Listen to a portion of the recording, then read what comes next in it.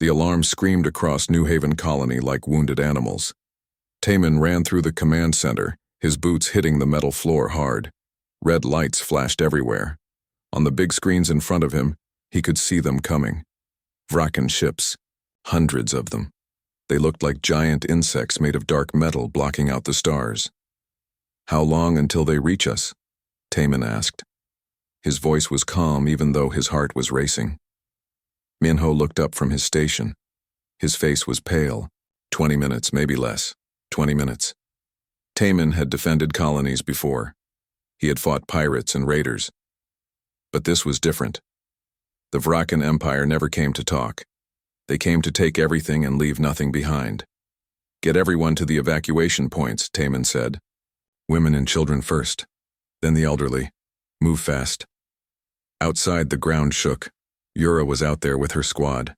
Taman could see her on his wrist screen.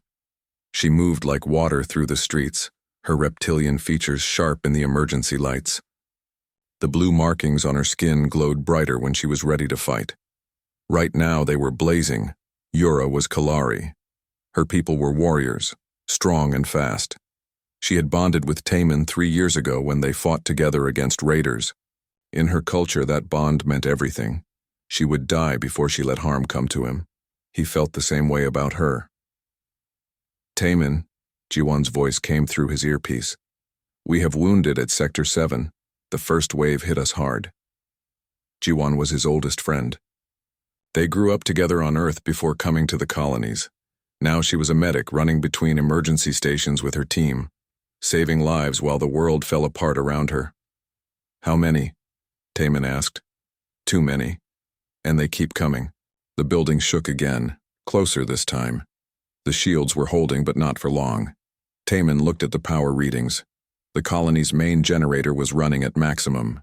If they kept this up, it would burn out in an hour. "Sir, we have a problem," Minho said. His hands moved fast over his console. "The shields are failing in Sector 4. The Vraken are focusing their fire there." Taman moved to look at the tactical display. Sector 4. That was where the main evacuation ships were waiting. If the ITO Vraken broke through there, thousands would die before they could escape. "Redirect all power to Sector 4 shields," Taman ordered. "Take it from everywhere else if you have to. But sir, that will leave the command center exposed." "I know. Do it anyway." The lights dimmed as power flowed away from their building. On the screens, the shields over Sector 4 grew brighter. The Vraken ships kept firing, but the shields held. For now. Taman's wrist screen flashed. It was Yura. Her face filled the small display. There was green blood on her cheek. Kalari blood. She had been hurt. "Taman, we cannot hold the eastern wall," she said. Her accent made his name sound like music even in the chaos. "Too many. They land troops now." "Fall back to the inner defense line," Taman said. "Stay alive, Yura. That is an order." She looked at him for a long moment. Her eyes were golden with dark vertical pupils. "I will see you when this is over," she said. "You will," he promised. But he was not sure if that was true. The next 15 minutes were hell. The Vraken kept coming. Their soldiers were like ants climbing over each other to reach the colony.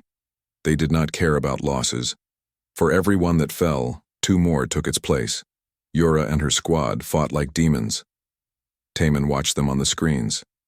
She moved, through the enemy like a blade, her weapon cutting down anything that came close. But even she could not stop them all. "First evacuation ship is away," Minho reported. 3,000 civilians on board. "Good. How many ships left?" 5. But they need more time to load. Time. That was the one thing they did not have. The main shield flickered, then it flickered again. Taman looked at the power readings and felt his stomach drop. The generator was dying. He could see it in the numbers. 10 minutes. Maybe 15 if they were lucky. "All remaining ships launch in 5 minutes," Taman said, "whether they are full or not." "Sir, that means leaving people behind." "I know, but if we wait, everyone dies." He opened a channel to all defense forces. "This is Taman. All units fall back to the landing pads. You have 5 minutes. After that, the ships leave." Anyone not on board will have to find another way out. Yura's voice came through immediately. What about you? I will be right behind you. Taemin. That is an order, Yura. Get to the ships. Make sure everyone gets out. He closed the channel before she could argue. Then he turned to Minho. You two, take Jiwon and get to the last ship. What are you going to do? Minho asked. But Taemin could see he already knew. Someone has to stay and keep the power running until the last ship is away. If the shields fail now, the Vraken will shoot them down before they clear the atmosphere. Then I will stay with you. No, Taemin said firmly. These people need leaders. They need someone who knows what happened here. Someone who can warn the other colonies. That is you. Minho's jaw tightened. For a moment, Taemin thought he would refuse. Then Minho nodded once, quick and sharp. Do not die here, brother. I will do my best. Minho left. The command center felt very empty without him. Taemin sat at the main console and watched the evacuation. 4 ships lifted off, their engines burning bright against the dark sky. 1 more to go. The shield was failing fast now. Cracks appeared in the energy field, spreading like ice on glass. The Vraken saw it too.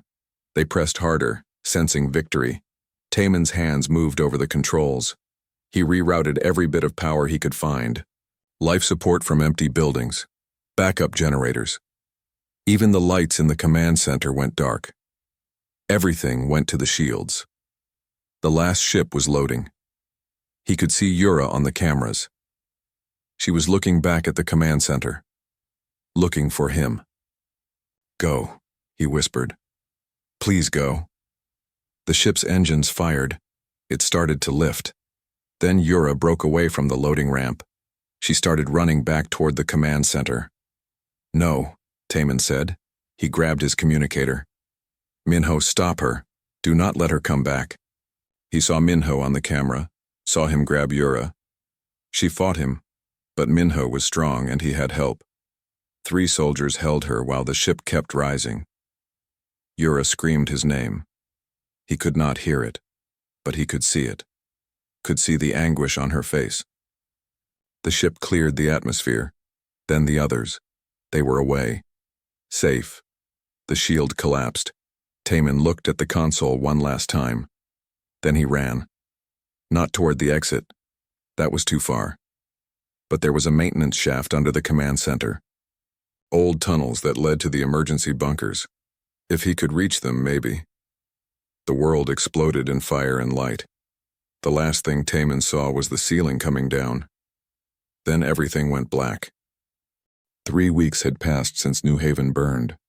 Yura sat alone in her quarters on the refugee ship, staring at nothing.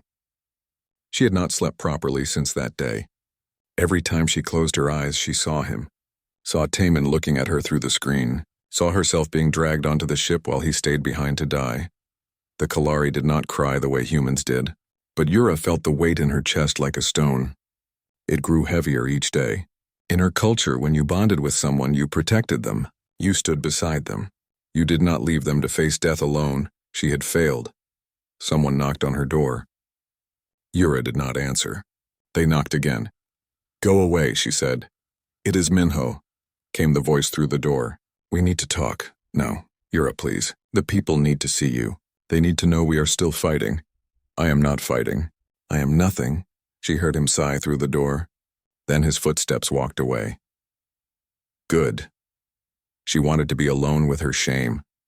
The refugee fleet had found a small moon to land on. It was not much. Rocky ground and thin air, but it was safe from the Vraken. For now, 15,000 people had escaped New Haven. 15,000 out of 40,000. The rest were dead or captured. Taemin had saved those 15,000 with his sacrifice. Yura stood and looked at herself in the small mirror. Her face looked wrong. The blue markings on her skin were dim, almost gray. That happened to Kalari when they felt deep shame. Her people would know what it meant. They would know she had failed her bonded companion. Later that day, Soman came to her door. The young engineer did not knock. She just came in. Yura did not have the energy to make her leave. They are building a memorial, Soman said. She sat on the floor next to Yura's bed. For everyone we lost. For Taman. Yura said nothing. You should come. Soman continued. You meant a lot to him. Everyone knows that. I left him, Yura said. Her voice was rough. I let them pull me away while he died alone. He ordered you to go. He ordered all of us to go. I should have fought harder. I should have stayed. Soman was quiet for a moment. Then she said, if you had stayed, you would be dead too. And Taman would have died knowing he could not save you. Is that better? Yura had no answer for that. The memorial was built on a flat area near the main settlement. People had gathered stones and arranged them in a circle. In the center, they placed markers for those who did not make it. There were so many markers, too many. Yura walked to the memorial alone. It was evening and most people had already paid their respects. She was glad for that. She did not want them to see her like this. Taman's marker was in the center. Someone had carved his name into a smooth stone. Below his name, they had written, He saved us all. Yura knelt in front of the marker. The ground was cold and hard beneath her knees. She placed both hands on the stone. It felt real. Too real. I am sorry, she whispered in her own language. Then in human language. I could not defend you. I failed. The words came faster then. Everything she had held inside for 3 weeks poured out. She told the stone about their first meeting. About the time he had saved her life on that raider ship. About the time she had saved his during the storm on Regulus IV. She told him about all the plans they had made. The future they were supposed to have. You should not have sent me away, she said. Her voice broke. We were supposed to face everything together. That was our bond. That was the promise. The Kalari did not cry tears, but Yura's body shook. Her markings grew even dimmer, almost disappearing completely. In her culture, this was the deepest shame. A warrior who could not protect their bonded companion was nothing. Less than nothing. I could not defend you, she said again. And now you are gone. She stayed there as the sun set. The moon had no real sunset, not like Earth or New Haven. But the light changed, became softer. Stars started to appear in the purple sky. Jiwan found her there an hour later. The medic sat down beside her without speaking. They stayed like that for a long time. Two people mourning the same man in different ways. He talked about you, Jiwan finally said. Near the end. He made me promise to look after you if anything happened to him. I do not need looking after, I know. But I promised anyway. Jiwan looked at the marker. He knew what would happen. He planned it. He told Minho where to take the fleet. He told me where the medical supplies were hidden. He told everyone what to do after. He knew he was not coming back. That does not make it right, Yura said. No. But it means he chose this. He was not taken from us. He gave himself. There is a difference, Yura understood the words. But understanding did not make the weight in her chest any lighter. More people came as the evening went on. They brought offerings. Small things. Flowers that grew on the moon. Pieces of metal from New Haven that they had carried with them. Photos. Letters. Stories. Minho came and stood beside the marker. He did not speak, but his face said everything. He had lost his best friend. His brother. Soman came with other engineers. They had built a small light that would shine on the memorial at night. They placed it carefully, making sure it would not blow away in the wind. Families came. People Taman had saved. Children who would grow up because he had bought them time to escape.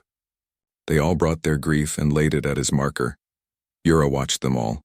She saw their pain, their gratitude, their anger at the unfairness of it all, and she realized something. She was not the only one who had lost him. She was not the only one who felt the weight of his absence. But she was the one who had promised to protect him. That was her burden alone. When everyone else had gone, Yura stayed. The night grew cold. Her body could handle it better than humans, but she still felt the chill. She did not move. I will make them pay, she said to the marker. The Vraken, the ones who did this, I will find them and I will make sure they never hurt anyone again. That is my promise to you now. It was a warrior's promise, the only kind she knew how to make. The moon's small wind picked up. It moved through the circle of stones, making a soft sound, almost like breathing. Almost like someone was there with her, but no one was there. Taman was gone.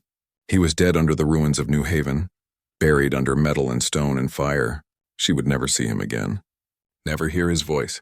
Never watch him smile, that small smile he had when he was planning something clever. She was alone. Yura stood slowly, Her legs were stiff from kneeling so long. She looked down at the marker one more time. Then she touched it gently with her hand. Her markings flickered just a little. Not bright, but not completely dim either. "Goodbye," she said softly. She turned to walk back to the settlement. The path was dark except for the lights from the buildings ahead. She moved slowly, her head down. Behind her, the wind picked up again. It moved through the memorial, rustling the offerings people had left. In the darkness, something shifted. A shadow moved at the edge of the memorial site. A figure standing in the dark watching, but Yura did not see it. She kept walking, carrying her grief like a weight on her shoulders, carrying her failure like a wound that would not heal. The figure in the darkness took one step forward, then stopped, waiting. The memorial light caught the edge of a face, human features, dark eyes, a familiar shape. But Yura was already too far away to see. She walked into the settlement, into the light, still believing she was alone in her mourning. Still believing the only man she had ever bonded with was dead and gone forever. The figure watched her go. Then slowly, painfully, it sat down on the cold ground, too weak to follow, too hurt to call out, but alive, still alive. 4 days before Yura knelt at the memorial, a small scout ship drifted through empty space. Doyen was running a standard patrol route when his sensors picked up something. A life pod, old model, barely functioning. "Control, this is Scout 7, Doyen said into his radio. "I have found something. Sending coordinates now." The pod was damaged, burned on one side. The metal was twisted and black. Doyen maneuvered his ship closer, checking for life signs. His scanner beeped. One life sign, weak, human. "Control, I need immediate medical support at my location. I have a survivor." Doyen used his ship's magnetic grapple to pull the pod in. When he opened it, he found a man inside, unconscious, covered in burns and cuts. His uniform was torn and burned away in places.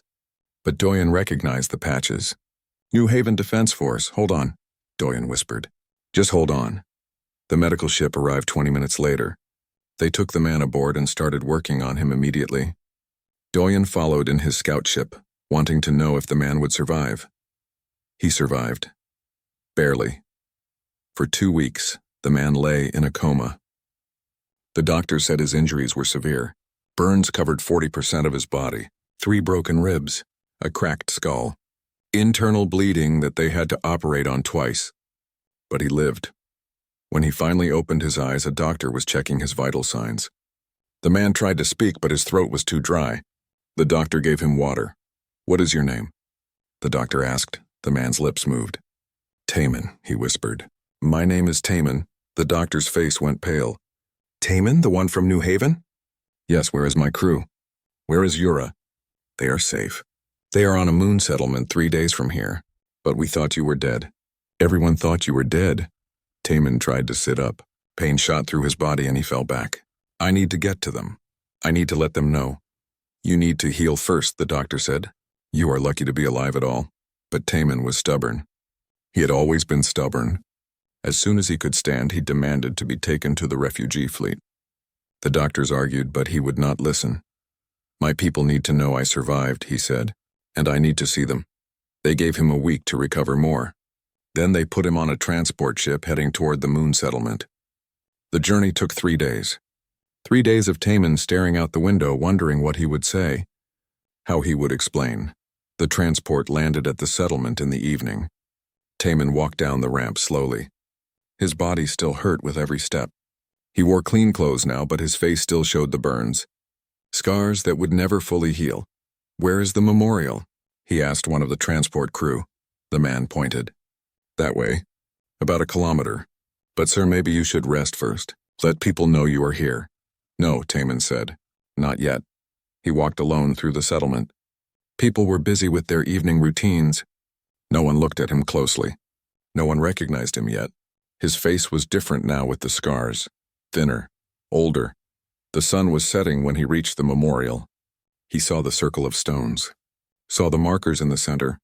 And he saw her. Yura knelt in front of his marker. Her back was to him. Her shoulders were shaking. He could hear her voice, soft and broken, speaking in her native language. Then in his language, "I could not defend you," she said. "I failed." Taman's chest tightened. He took a step closer. then another. He wanted to run to her, to tell her he was here. But his body would not let him run. He could only walk, slowly, painfully. She kept talking to the marker, telling him things about their past, about the bond they shared, about how she had failed. You should not have sent me away, Yura said. We were supposed to face everything together. Taman was close now. So close, but he could not speak. His throat was tight with emotion. He opened his mouth, but no sound came out. I could not defend you, Yura said again. And now you are gone. No, Taman finally managed to say. His voice was rough, quiet. I am not gone. Yura froze. She did not turn around. Did not move at all. Yura, he said, louder this time. She stayed still. This is not real, she whispered. I am hearing things. The grief is making me. Yura, turn around. Slowly, so slowly she turned her head. Her golden eyes found him in the dying light. For a moment she just stared. Her face showed nothing. Like she did not believe what she was seeing, Taman. Her voice was so quiet he almost did not hear it. Yes. She stood up fast. Too fast. She stumbled and caught herself. You are dead. I saw the explosion. I survived, he said, barely. But I survived. Yura took a step toward him, then stopped. This is a trick. The Vraken. They use mind control. This is not real. It is real. I am real. He held out his hand. Touch me. See for yourself. She moved closer. Her hand reached out slowly, shaking. When her fingers touched his hand, she gasped. Her markings flared bright blue, brighter than he had ever seen them. You are warm, she said. You are alive. Yes. Then she was against him, her arms around him, careful of his injuries but holding him tight. Her whole body shook. Taman wrapped his arms around her, feeling her warmth, feeling her breath against his neck. How? She asked. How did you survive? There was a maintenance shaft under the command center. I barely made it. The explosion threw me into an escape tunnel. I found an old life pod. It was damaged, but it worked long enough. A scout ship found me drifting 2 days later. Yura pulled back to look at him. Her eyes searched his face, saw the scars, the burns, the evidence of his near death. You have been alive all this time? I was in a coma for 2 weeks. When I woke up, I came here as soon as I could. 2 weeks, she repeated. I have been grieving for 3 weeks and you were alive. I am sorry. I did not mean, and she hit his shoulder. Not hard, but enough to make her point. You died. I watched you die. I have been carrying that weight. That failure. You did not fail, Taman said firmly. You survived. You got our people out. That was what I needed you to do. I left you. I sent you away. There is a difference. Yura's markings flickered. Bright then dim, then bright again. I thought I would never see you again. I know. I thought the same thing when I was in that pod. I thought I would die out there and you would never know I tried to come back. They stood there together as the last light faded from the sky. The memorial light turned on, casting shadows across the stones. Taman looked at his own marker, saw his name, saw what people had written. They think I am a hero, he said quietly. You are. I just did what needed to be done. That is what heroes do, Yura said. She touched his face gently, careful of the burns. You saved 15,000 people. You gave yourself so they could live. And now I am back from the dead. He smiled a little. It hurt his face, but he did it anyway. What will people think? They will think you are too stubborn to die. Maybe I am. Yura's markings grew brighter. The shame and dimness were gone, replaced by something else, relief, joy, hope. We need to tell the others, Minho, Jiwon, everyone. I know. But can we stay here for a moment? Just a moment more? She nodded. They stood together in front of the memorial, in front of Taman's own grave marker, the stone with his name on it. The offerings people had left. This is strange, Taman said, looking at my own memorial. You are the only person who can say that and mean it literally. He laughed. It hurt his ribs, but he could not help it. When we tell people, they are not going to believe it. They will believe it when they see you. What about the Fraken? They think I am dead. Everyone thinks I am dead. Maybe that is useful. Yura looked at him sharply. What are you thinking? I am thinking that dead men can do things that living men cannot. Dead men have no expectations, no one watching them. You want to stay dead? Maybe, for a little while. until we understand what happened. How the Vraken found us, why they attacked when they did. His mind was already working, already planning. Someone betrayed us, Yura. Someone gave them our defense codes. I saw the way they attacked. They knew exactly where to hit us. You think there is a traitor? I know there is. And if I am dead, they will not be looking for me. They will not know I am hunting them. Yura was quiet for a long moment. Then she said, if you do this, you do not do it alone. Yura, no. You sent me away once. You do not get to do it again. If you hunt traitors, I hunt with you. That is the bond we have. That is what it means. Taman looked at her, saw the determination in her golden eyes, saw the strength in her posture. She was a warrior. His warrior, his partner. All right, he said. Together then. Together, she agreed. In the distance, they heard voices. People were coming toward the memorial. Evening prayers or more offerings. Taman and Yura moved back into the shadows. He was not ready yet. Not ready to face everyone. Not ready to explain. They walked away from the memorial together. Two figures in the darkness. One who had died and returned. One who had mourned and now rejoiced. The night was cold, but they did not feel it. They had each other again. That was enough. Behind them, Taman's marker stood silent in the memorial light. His name carved in stone.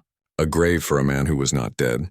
A monument to a sacrifice that had worked. And somewhere out there, a traitor who had no idea that the man they tried to kill was now coming for them. Jiwan was working in the medical bay when Yura brought him in. The medic looked up from her patient charts and froze. The datapad fell from her hands and clattered on the floor. No, she whispered. That is impossible. Taman tried to smile, but his face hurt. Hello, Jiwan. She crossed the room in 3 steps and grabbed his shoulders. Her hands shook as she touched him, checking if he was real. Her eyes filled with tears. You are alive. How are you alive? Long story, Taman said. Can you check me over? I am still healing. Jiwan nodded and guided him to a bed. Her professional training took over. She scanned him with her medical equipment. Her face grew more serious as she saw the results. These burns, she said quietly. They should have killed you. The internal damage. The head trauma. Taman, you should not be walking around. But I am. Only because humans are too stubborn to know when they should die. She looked at his scars. Some of these will never fully heal. You know that, right? I know. She worked on him for an hour, treating the wounds that had not been properly cared for, giving him medicine for the pain. All the while she kept looking at him like he might disappear, like this was all a dream. Does anyone else know? She finally asked. Just Yura. And now you. Jiwan glanced at Yura, who stood by the door keeping watch. Why the secret? Why not tell everyone? Taman explained his theory about the traitor, about how someone must have given the Fraken their defense codes. Jiwan's face grew darker as she listened. You think someone betrayed us on purpose? Helped them kill all those people? I do not have proof yet, but yes. And if I am officially dead, they will not know I am investigating. That is dangerous, Jiwan said. If this person finds out you are alive, then I better find them first. Jiwan shook her head but did not argue. She knew Taman well enough to know when his mind was made up. Instead, she said, you need rest, real rest. Your body has been through hell. I will rest when I can. Right now I need information. Typical. But she was smiling a little. Fine, but you stay here tonight. I want to monitor you. Make sure you do not collapse, Taman agreed. He was tired. More tired than he wanted to admit. His body felt like it weighed 1,000 pounds. Yura stayed with him while he slept. She sat in a chair next to his bed watching him breathe, making sure he was real, making sure he did not slip away again. The next morning, Minho came to the medical bay. Jiwan had sent for him secretly. When he walked in and saw Taman sitting up in bed, he stopped moving. His face went through several emotions at once: shock, disbelief, joy, then anger. You bastard, Minho said. You let us think you were dead. I was almost dead, Taman replied. Does that count? Minho crossed the room and grabbed him in a hug that was almost painful. I mourned you. We all mourned you. I know. I am sorry. When Minho pulled back, his eyes were wet. How? Tell me everything. So Taman told the story again. The escape shaft. The pod being found. The coma. Minho listened without interrupting. When Taman finished, Minho sat down heavily. A traitor, he said. You really think someone helped the Vraken? I know they did. The attack was too coordinated. They hit us exactly where we were weakest.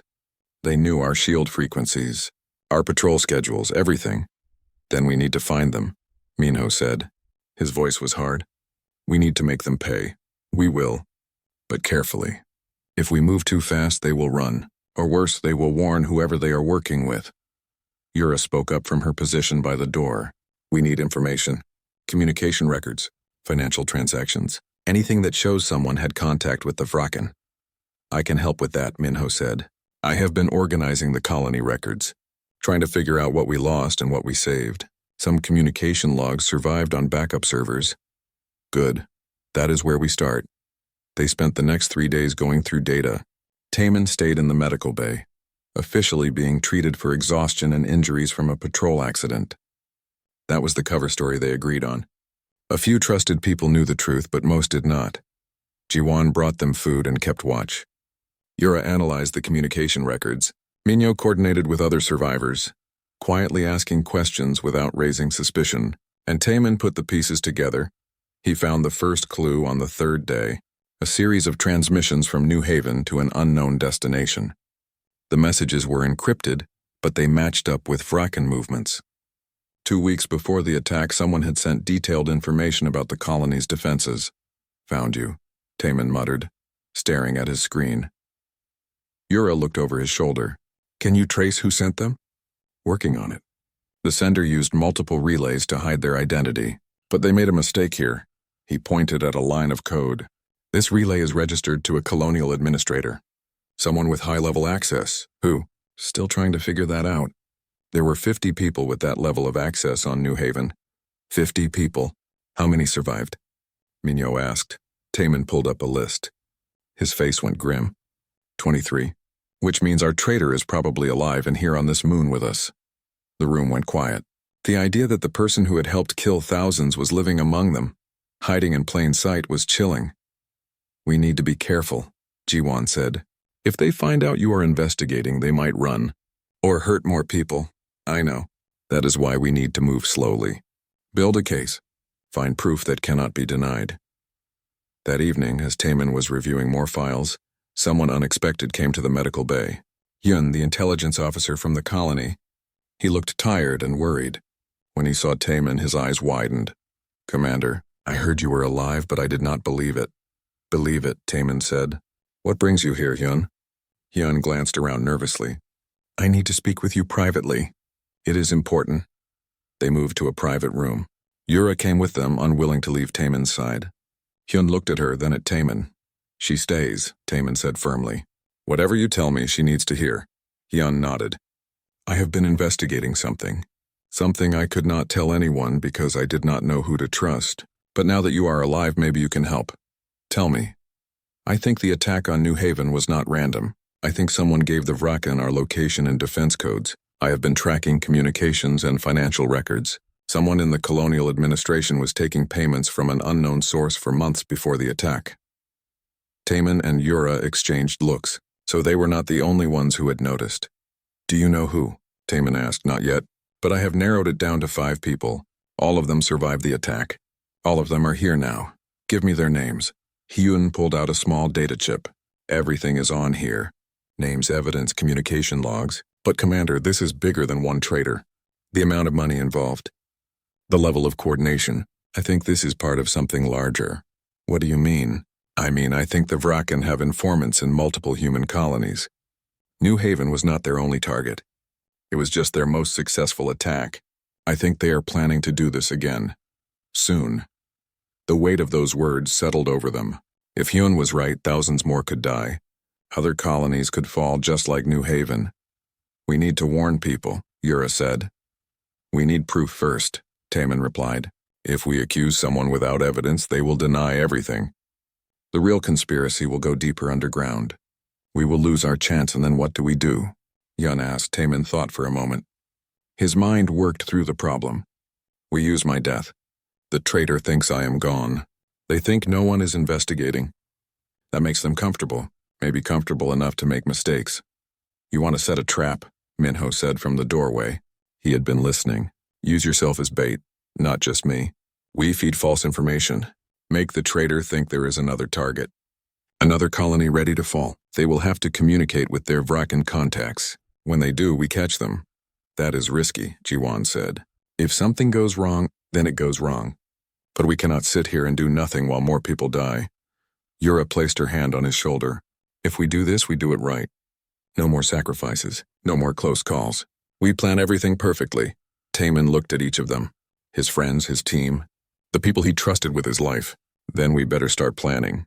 They worked through the night, building their trap, creating false intelligence that would be too tempting for the traitor to ignore, planning how to track communications when the traitor took the bait. As dawn broke over the moon settlement, Taman looked out the window at the memorial in the distance. His grave marker still stood there, a reminder of how close he had come to actually dying, a reminder of what was at stake. We get one chance at this, he said quietly. We cannot fail. We will not fail, Yura said beside him. Her markings glowed steady and bright. Because you are not alone this time. None of us are. And for the first time since the attack, Taman felt hope. Real hope. They had a plan. They had evidence. And they had each other. The traitor had no idea what was coming. The plan was simple but dangerous. Taman would stay officially dead while he and Yura tracked the traitor. They would travel to different colony stations and trade hubs, following the money trail and communication records that Hyun had gathered. Minho arranged their transport, a small cargo ship that made regular runs between settlements. No one would question 2 more crew members on board. Taman wore a beard now, and his scars changed his face enough that most people did not recognize him. Yura was easier to hide. Most humans could not tell one Kalari from another. Their first stop was Station Gamma, a trade hub 3 days away. According to the records, someone had transferred large amounts of money through accounts registered there. Following the money was slow work, but it was their best lead. The station was crowded and noisy, perfect for staying hidden. Taman and Yura moved through the markets like ghosts, watching, listening, looking for patterns. There, Yura said quietly, pointing to a data exchange booth. That is where the transfers were processed. They waited until evening when the station was quieter. Then Taman approached the booth owner, an older man with cybernetic eyes. I need information, Taman said, sliding a credit chip across the counter. The man looked at the chip, then at Taman. What kind of information? Transaction records. From 3 months ago. This account number. He showed a datapad with the details. The man's cybernetic eyes whirred as they focused. That is a lot of money. Someone will not be happy if I share that information. Taman slid another credit chip across. Will they be more unhappy than I am? The man studied him for a moment, saw something in Taman's eyes that made him decide. Wait here. He came back 10 minutes later with a data chip. This is everything. But I never saw you. Understand? Understood. Back in their rented room, Taman plugged in the chip and started analyzing. The transactions were complex. Money moving through shell companies and fake accounts. But there was a pattern, and at the end of the pattern was a name. Yunji. Colonial Administrator, one of the 5 people Hyun had suspected. We found one, Taman said. But is she the only one? Yura looked at the data. These amounts. This is too much money for one person. She is working with others. Then we need to find out who. They spent 2 weeks following Yunji's trail. She had visited 5 different stations in the past month. Each time she met with someone. Each time money changed hands. At Station Delta, they finally got a break. Taman watched from a distance as Yunji met with a man in a quiet corner of a bar. The man was nervous, kept looking around. Yunji handed him something, a data chip. When the man left, Yura followed him. Taman stayed on Yunji. They had agreed to split up to cover more ground, even though neither liked it. The man led Yura to the station's communication center. He sent a message using encrypted channels. Yura could not see what the message said, but she recorded the transmission signature. That would be enough for Hyun to trace later. Meanwhile, Taman followed Yunji back to her quarters. She lived on the station now. Having left the refugee settlement weeks ago, she said it was for work. Now Taman knew the real reason. She was coordinating the conspiracy from here. He planted a small listening device near her door. Not legal, but necessary. They needed to know who she talked to and what she said. For 3 days they listened. Most of it was boring. Normal conversations. Work calls. But on the fourth day, Yunji made a call that changed everything. "The package is ready," she said to someone. "The target coordinates are confirmed." Taemin's blood ran cold. Another attack. They were planning another attack. When? The voice on the other end asked. The voice was distorted. Impossible to identify. 2 weeks? Station Echo, they have no idea. Station Echo was a mining colony. 5,000 people, families, children. Good, the distorted voice said. The Vraken are ready. They will attack on our signal. Make sure the defense codes are transmitted on schedule. I will. And the payment? Will be transferred when the station falls. The call ended. Taemin and Yura looked at each other. They had their proof. But they also had a problem. 2 weeks was not much time. We need to warn Station Echo, Yura said. We will. But first we need to know who else is involved. That voice on the call. We need to identify them. They sent everything to Hyun through secure channels. He worked day and night trying to trace the call. Meanwhile, Taemin and Yura continued tracking Eunji. She led them to another meeting, this time with 2 people. Taemin recognized one of them. His heart sank. It was someone he knew, someone he had trusted. After the meeting, Taemin sat in their room staring at nothing. Yura watched him with concern. You know them, she said. It was not a question. Yes, we trained together, fought together. I trusted them with my life. People change. Greed changes them, I know, but it still hurts. Yura sat beside him. We will stop them. All of them. The next week was a blur of activity. They tracked more meetings, recorded more conversations, built their case piece by piece. Each new piece of evidence was sent to Hyun, who was coordinating with Minho back at the settlement. But time was running out. Station Echo's scheduled attack was in 5 days. On the 6th day of surveillance, something unexpected happened. Taemin and Yura were following Eunji through the station when she suddenly stopped. Turned around, looked right at them. Run, Taemin said. They split up, moving fast through the crowds. Taemin looked back and saw 2 men following him. Not station security, private contractors, mercenaries. He ducked into a storage area and hid behind cargo containers. The men followed. They were armed. Taemin only had a small weapon. Not enough for a real fight. One of the men spoke into his communicator. Target spotted in Section 7. Confirming identity now. Taemin's cover was blown. Eunji knew someone was following her. Maybe she did not know it was him specifically, but she knew. That meant she would run. Or worse, she would move up the timeline for Station Echo. He could not let that happen. Taemin moved quickly through the storage area, looking for a way out. The men were close. He could hear their footsteps. Then Yura appeared behind them, silent as a shadow. She took down the first man before he could react. The second turned, but she was faster. In seconds, both men were unconscious on the floor. Are you hurt? She asked. No, but our cover is blown. Eunji knows. Then we end this now. No more watching. No more waiting. They went back to their room and contacted Minho. We need to move now, Taemin said. Eunji knows someone is onto her. She might run or speed up the attack on Station Echo. What do you need? Minho asked. Security forces. Official authority. We have enough evidence to arrest her. But we need to do it clean, legal, so she cannot escape through some technicality later. I will arrange it. Give me 6 hours. Those 6 hours felt like days. Taemin and Yura stayed in their room, monitoring Eunji's location through the device they had planted. She was packing, getting ready to leave. She is running, Yura said. Not for long. When Minho's people arrived, they moved fast. Station security surrounded Eunji's quarters. She tried to escape, but there was nowhere to go. They arrested her without violence. She did not even resist, just smiled coldly as they put restraints on her. You think this matters? She said to the security chief. You think arresting me stops anything? You have no idea how deep this goes. Then tell us, Taemin said, stepping out of the shadows. Eunji's face went white. You are supposed to be dead. I get that a lot lately.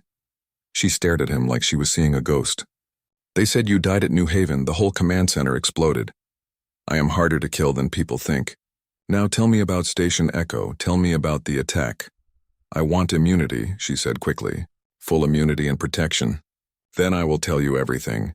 You helped murder thousands of people. You do not get immunity. Then you get nothing. And Station Echo burns. Taman wanted to hit her, wanted to make her talk through pain, but that was not who he was. He looked at the security chief. Take her into custody. Keep her isolated. No communications with anyone. As they led Yunji away, she called back. You are too late anyway. The Vraken are already moving. Station Echo falls tomorrow, whether you catch me or not. Taman felt ice in his stomach. Tomorrow. Not 2 weeks. Tomorrow. We need to warn them, Yura said. Right now. They sent emergency transmissions to Station Echo, warning them of the attack, telling them to raise shields and evacuate if possible. But would it be enough? We should go there, Yura said. Help them defend. We need to finish this first, Taman replied. We need to find the others in the conspiracy. Unji is just one person. There are more. Then we work faster. The next day brought news. Station Echo had received their warning. They raised shields and prepared defenses. When the Vraken attacked, they were ready. The battle was fierce, but Station Echo held. Not a single civilian died, but Taman knew they were not done. Yunji was arrested, but the person on the other end of that call, the one giving orders, was still out there. And they would not stop until someone made them. We need to draw them out, Taman said. Make them think we do not know about them. Make them comfortable enough to make a mistake. How? We announce that I am alive. We make a big show of it. Tell everyone that I survived New Haven, and I have been investigating the attack. We let them think we only know about Yunji, that she was working alone. They will know that is a trap, Yura said. Maybe. But they will also be scared. Scared people make mistakes, and when they do, the announcement of Taman's survival spread through the colonies like fire. Within hours, every newsfeed showed his face. The man who came back from the dead. The hero of New Haven, people celebrated. But somewhere, someone was panicking. Taman watched the news coverage from a safe house on Station Prime, the largest neutral station in this sector. It was where humans and aliens traded freely, where business happened, where secrets were kept. They will come here, he said to Yura.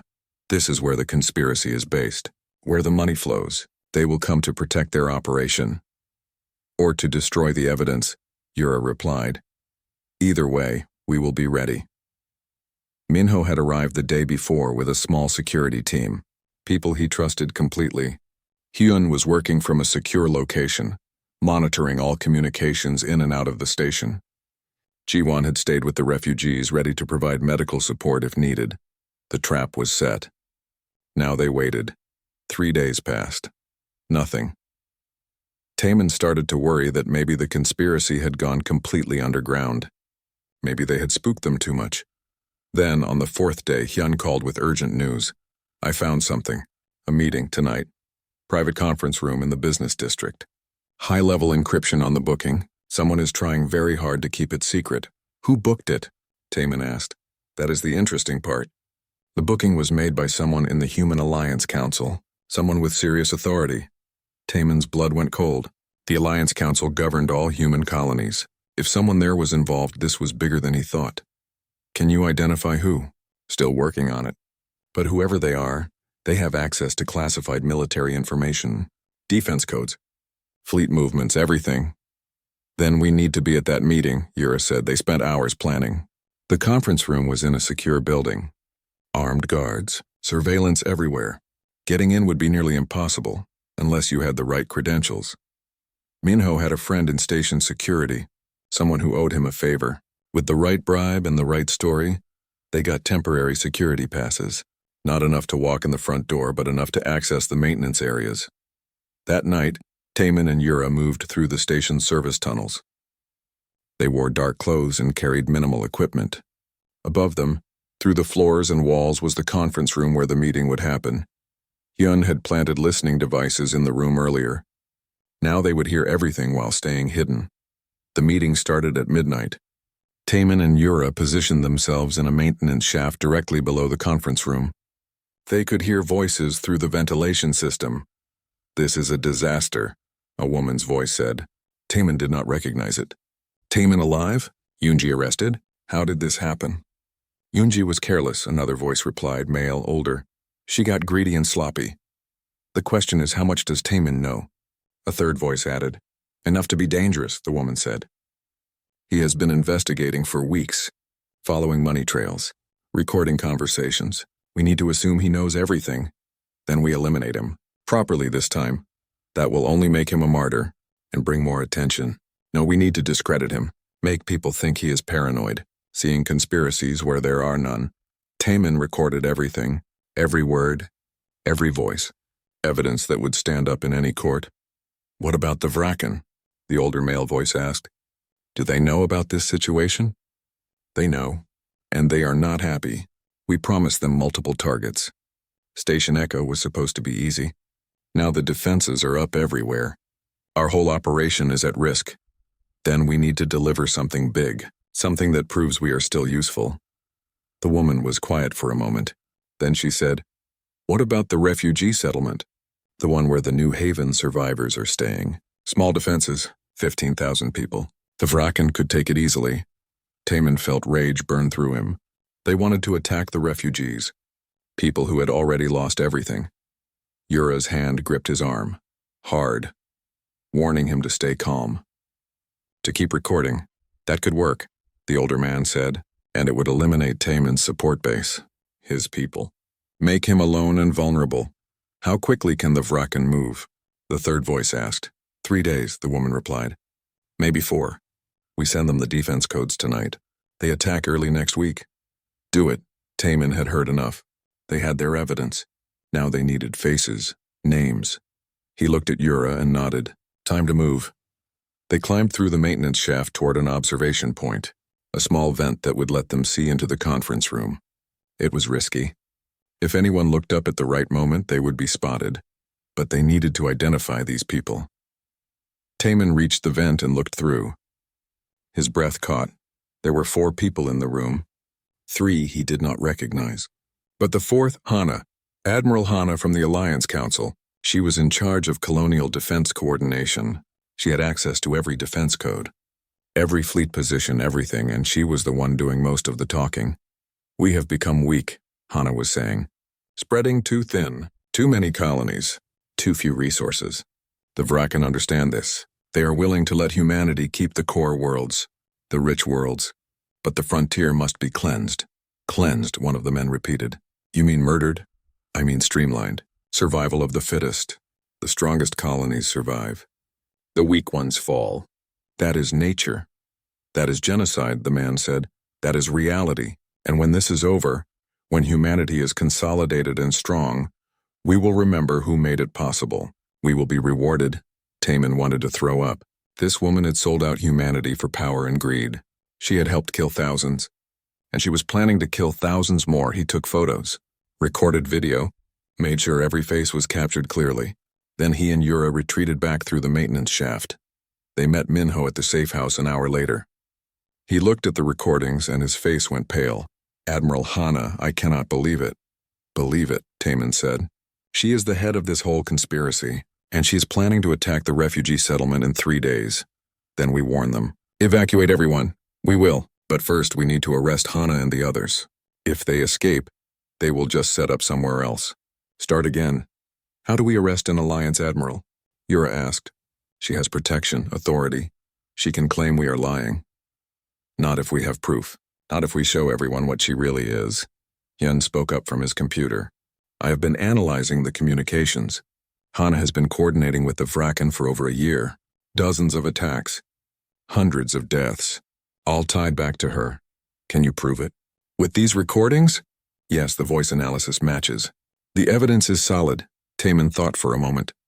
We need to present this publicly. To the entire Alliance Council. Force them to act. If we try to arrest her quietly, she will use her influence to escape. The council meets in 2 days, Minho said. Emergency session to discuss the increase in Vraken attacks. Perfect. We present the evidence there, in front of everyone. They spent the next day preparing, building their case, making sure every piece of evidence was documented and verified. Taman barely slept. His mind raced with possibilities, with things that could go wrong. Yura stayed close to him, watching, supporting. You are thinking too much, she said. I cannot afford to miss anything. If Hana escapes because we made a mistake, we will not make mistakes. We are ready. The morning of the council meeting, Taman put on a clean uniform. His old one from New Haven, It still had burn marks on it, scars from the explosion. He wore it intentionally, a reminder of what had happened, of what Hana had helped cause. The council chambers were on Station Prime's highest level, a large room with seats for all the representatives from human colonies. Normally, only council members were allowed inside. But Minho had pulled strings, used his connections, got Taemin a spot as a witness in the emergency session. Admiral Hana was already there when they arrived. She sat in her chair looking calm and powerful. When she saw Taemin, her eyes widened for just a moment. Then her face became neutral again. But Taemin had seen her reaction. She knew. She knew why he was here. The council session started. Various representatives discussed the Vraken threat, debated strategies, argued about resources. It was all normal political theater. Then the council chair recognized Minho. Commander Minho of the New Haven survivors has requested to present evidence related to the recent attacks. Commander, you have the floor. Minho stood. Thank you. What I am about to present will shock this council. But it is all verified and true. We have discovered that the Vraken attacks are not random. They are coordinated, and they are being helped by someone within our own ranks. Whispers filled the chamber. Hana's face remained neutral, but Taemin saw her hands grip the armrests of her chair. Minho continued. We have recordings, communications, financial records, all proving that someone in this very room has been selling defense codes to the Vraken, has been helping them target our colonies, has been responsible for thousands of deaths. That is a serious accusation, the council chair said. Do you have proof? We do. And the person who will present it is someone many of you think is dead. Commander Taemin of New Haven. Taemin stood and walked to the front of the council chamber, erupted into chaos after Hana's arrest. Representatives shouted questions. Security rushed to secure the room. News feeds across the colonies broadcast the dramatic revelation. Within hours, everyone knew. The conspiracy, the betrayal, and the man who had exposed it all. Taemin stood in the center of it all, feeling tired. So tired. His body ached from weeks of investigation, from barely sleeping, from carrying the weight of everything he had learned. Yura appeared at his side. Come, you need rest. There is still work to do. Other conspirators to arrest. The Vraken to deal with. Others can handle that now. You have done enough, but Taemin shook his head. Not yet. Not until I am sure the refugees are safe. Over the next 3 days, Alliance security moved fast. Using Hana's files, they arrested 17 more conspirators across multiple colonies.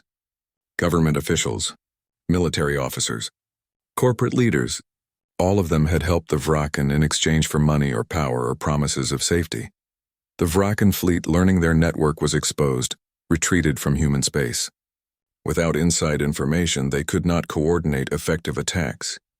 Without corrupt officials providing defense codes, human colonies could defend themselves properly. It was not a complete victory. The Vraken were still out there, still a threat, but humanity had time now. Time to rebuild, time to strengthen their defenses, time to heal. On the 5th day after the council meeting, Taemin finally returned to the refugee settlement, the place where his journey had started. Where Yura had knelt at his grave and cried, the settlement had changed. More permanent buildings now, gardens growing in the rocky soil, children playing in the streets. People were not just surviving anymore. They were living. Word of his arrival spread quickly. By the time he reached the center of the settlement, hundreds of people had gathered. They cheered when they saw him, called his name. Some cried, some laughed. All of them looked at him like he was a miracle. Minho pushed through the crowd and grabbed him in a hug. You did it, brother. You actually did it. We did it, Taemin corrected. All of us together. Jiwon was next, hugging him carefully because she knew his injuries were still healing. You need a full medical check. You look terrible. Thank you, doctor. Very comforting. Someone appeared with other engineers. We heard everything. It was on all the news feeds. You were amazing. I was angry, Taemin said honestly, and determined. That is not the same as amazing. But people kept coming, thanking him, telling him how much he meant to them, how his survival gave them hope, how exposing the conspiracy made them feel safe again. Finally, someone called out, Speech. Give us a speech. Taemin had not prepared anything. He was not good at speeches. But looking at all these faces, these people who had lost so much, He knew he had to say something. He climbed up onto a platform where everyone could see him. The crowd went quiet. "I do not deserve your thanks," he began.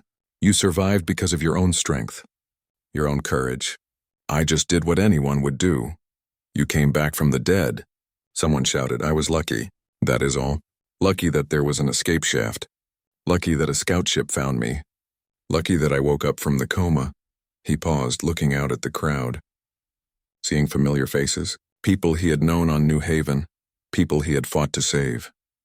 "But maybe luck is not the right word," he continued. "Maybe it was something else. Maybe it was humanity's refusal to quit, our refusal to accept defeat. The Vraken thought they could break us, that destroying New Haven would scatter us, make us weak." His voice grew stronger. "They were wrong. We did not break. We did not scatter. We came together. We survived. And when we found out that some of our own people had betrayed us, we did not ignore it. We exposed them. We brought them to justice." The crowd was completely silent now, listening. "That is what makes us strong, not our weapons, not our ships, but our refusal to give up. Our determination to stand up for what is right even when it is hard, even when it is dangerous." He pointed toward the memorial in the distance. "There are names on those stones. Good people, people who should still be alive. We cannot bring them back, but we can honor them by living well, by building something better, by making sure their sacrifice meant something." Taman looked at Yura standing at the edge of the crowd. Her markings glowed bright blue, steady and strong. "And we can honor them by never forgetting what we learned, that we are stronger together. That betrayal cannot destroy us if we stand united, that even when things seem darkest, there is always hope." The crowd erupted in cheers. People clapped and shouted. Children waved. It was overwhelming. Taman stepped down from the platform, suddenly feeling dizzy. The exhaustion finally catching up with him. Yura was there immediately, steadying him. "You need rest now, no arguments." "No arguments," he agreed. They walked together toward the medical building. Jiwan had prepared a room for him. Clean sheets, quiet, away from the noise and celebration. "I will stay with you," Yura said. "You do not have to." "I know, but I will anyway." Taman lay down on the bed. His body felt like it weighed 1,000 pounds. Every muscle ached. Every old wound throbbed. But his mind felt lighter than it had in weeks. The conspiracy was exposed. The refugees were safe. "His job was done, Yura," he said quietly. "When you were at the memorial, when you thought I was dead, what did you say?" She was quiet for a moment. Then she said, "I told you I had failed, that I could not defend you, that I had broken our bond. You did not fail. I know that now. But in that moment I believed it. In Kalari culture, protecting your bonded companion is everything. I thought I had lost that, lost you, lost my purpose." Taman reached out and took her hand. "You never lost me. Even when I was unconscious in that pod, drifting in space, I knew you were alive. I knew you would keep fighting. That gave me strength." "Humans are strange," Yura said, but she was smiling. "You nearly die and still you think about others. That is what makes us human." She squeezed his hand. "Sleep now. I will watch over you. No one will disturb you." Taman closed his eyes. For the first time in a month, he felt safe enough to truly rest. No conspiracy to chase, no traitors to catch, no lives depending on his next move. Just peace. He slept for 16 hours straight. When he woke, Yura was still there, sitting in a chair beside his bed. She had not moved. "You were supposed to rest too," he said. "I did rest. Watching you sleep is restful." That is not how rest works. But he was smiling, and so was she. Over the next week, things slowly returned to normal, or what passed for normal now. The Alliance Council appointed new leadership. Security was strengthened across all colonies. Defense codes were changed and better protected. The Fraken stayed away from human space, licking their wounds. Taman spent his days helping rebuild, planning new defenses, training others in tactical operations. But he also took time to just be with people, to talk with survivors, to hear their stories, to remember that he was not just a soldier or a tactician. He was a person. One evening, Minho found him at the memorial. Taman stood in front of his own grave marker. The stone with his name on it. "Strange feeling, is it not?" Minho said. "Looking at your own grave. Very strange. Part of me wants to remove it. Feels wrong to have it there when I am alive. But another part of you wants to keep it." Taman nodded. It is a reminder of how close I came, of what I almost lost. Minho stood beside him in silence for a moment. Then he said, "The council wants to rebuild New Haven, make it a colony again. They asked if you would lead the effort. Me? You saved it once. They figure you can rebuild it too." Taman thought about it.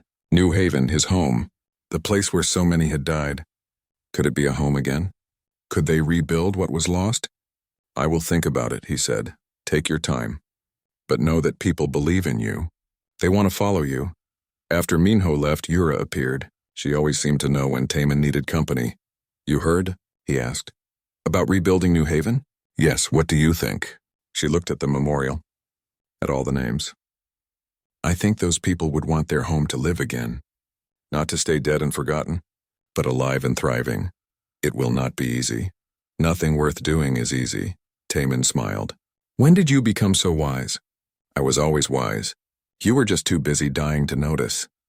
They stood together as the sun set. The memorial light came on, casting shadows across the stones. Taman thought about everything that had happened. The explosion, the near death, the investigation, the conspiracy, the victory. "I was thinking," he said slowly, "about that moment, when you were here crying, when I was standing behind you but you did not know. I remember." "What about it?" "You said you could not defend me, but that is not true. You defended me by surviving, by keeping our people safe, by being strong enough to go on even when you thought I was gone. That is the greatest defense anyone could give." Yura's markings glowed brighter. "You are trying to make me emotional. Is it working?" "Maybe." He turned to face her fully. "I want to rebuild New Haven, but I want to do it right this time. Better defenses, better systems, better leadership, and I want you beside me, as my second in command, as my partner, as my friend, always," Yura said simply. "That is what our bond means. We face everything together." "Together," Taman agreed. They walked back to the settlement together. Behind them, the memorial stood silent.